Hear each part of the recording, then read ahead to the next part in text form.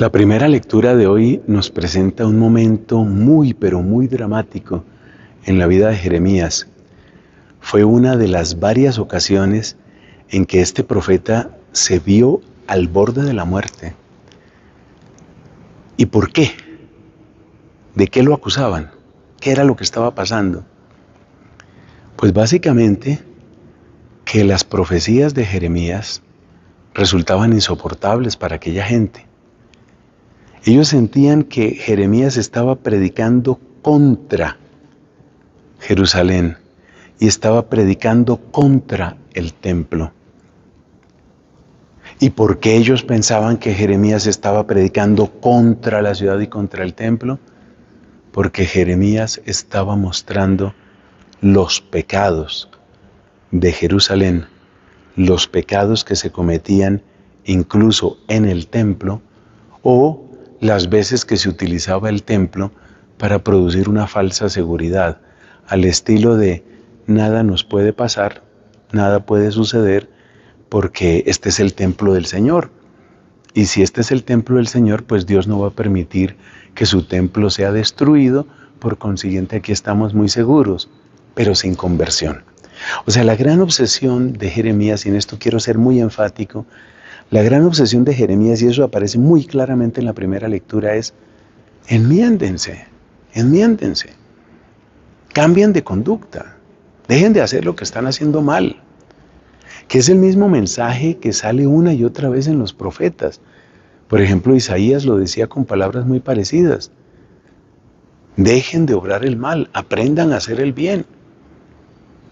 Entonces, esa predicación resultaba insoportable. Y aquí está el centro de lo que yo quiero comentarles hoy. ¿A qué quiero referirme? Mira esto. Jeremías les estaba nombrando sus pecados y ellos decían, nos estás atacando. Analice esa frase que acabo de decir. Jeremías les estaba señalando el pecado y ellos decían, nos estás atacando. Si vamos a ser justos, Jeremías no estaba atacando al pueblo, estaba atacando el pecado del pueblo.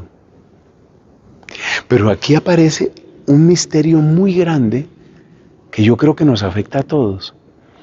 Y es que cuando el pecador se aferra a su pecado, entonces la denuncia contra el pecado la toma como un ataque contra su persona, contra la persona de él.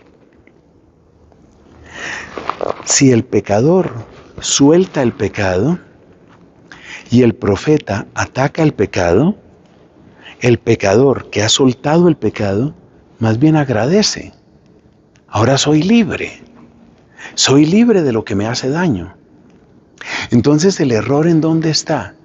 Que cuando uno es pecador y uno abraza su pecado, entonces cuando atacan al pecado, uno siente que lo están atacando a uno. Pero la razón por la que uno siente eso es porque uno tiene abrazado el pecado. Esa es la razón. El pecado es como un bulto de veneno. Y si yo abrazo el bulto de veneno y alguien me dice, el veneno es lo peor que tú puedes tener en tu vida, como yo tengo abrazado el bulto de veneno y como yo en cierto sentido me he hecho uno con el bulto de veneno, cuando atacan al veneno siento que me están atacando a mí. Ese es todo el mensaje de hoy. Suelte ese pecado y verá que el profeta que está denunciando el pecado en realidad está teniendo un acto de amor para con usted. Suelte ese pecado. Pero nosotros vivimos en un tiempo en el que no queremos soltar el pecado.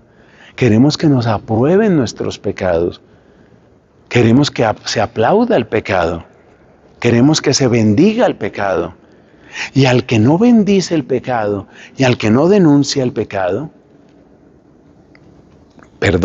al que no bendice el pecado o al que denuncia el pecado, lo tratamos como enemigo y lo llenamos de etiquetas. Intolerante, ¿Tú por qué juzgas? Es que te crees mejor, fariseo. Todas esas etiquetas, ¿por qué las ponemos? Porque no soportamos lo que consideramos que es un ataque. Pero es que el ataque no es contra ti, es contra el pecado que tú tienes abrazado. Suelta ese pecado. Lo repito, suelta ese pecado, suéltalo. Apenas lo sueltes, te vas a dar cuenta que todas las denuncias de la moral de la iglesia, la auténtica moral de la iglesia católica, todas las denuncias eran actos de amor en favor tuyo. Todas las denuncias. Suelta ese pecado. Suelta ese pecado. Deja que Dios limpie tu vida y descubrirás que el profeta que denunciaba el pecado era pura expresión del amor de Dios en favor tuyo. Créemelo y vívelo.